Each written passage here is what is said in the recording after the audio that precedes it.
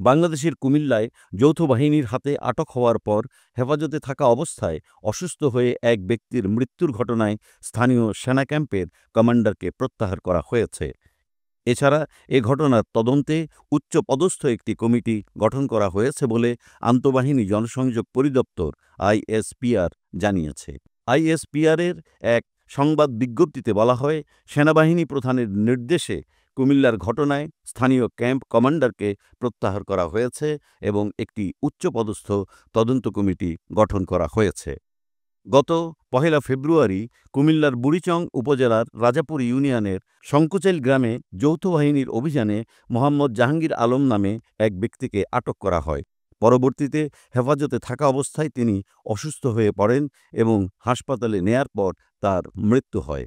জাহাঙ্গীর আলমের পরিবারের অভিযোগ, যৌথ বাহিনীর সদস্যরা তাকে নির্যাতন করেছেন, যার ফলে তার মৃত্যু হয়েছে। তবে আইনশৃঙ্খলা বাহিনী এ অভিযোগ অস্বীকার করেছে।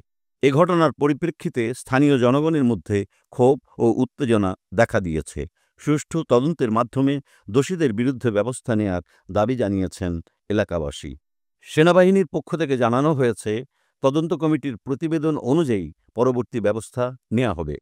তদন্ত চলাকালে সংশ্লিষ্ট সকলকে ধৈর্য ধারণ করার আহ্বান জানানো হয়েছে। এ ঘটনার সুষ্ঠু ও নিরপেক্ষ তদন্তের মাধ্যমে প্রকৃত ঘটনা উদ্ঘাটন এবং দোষীদের বিরুদ্ধে আইনানুগ ব্যবস্থা গ্রহণের জন্য সংশ্লিষ্ট কর্তৃপক্ষের প্রতি আহ্বান জানিয়েছেন মানবাধিকার কর্মীরা।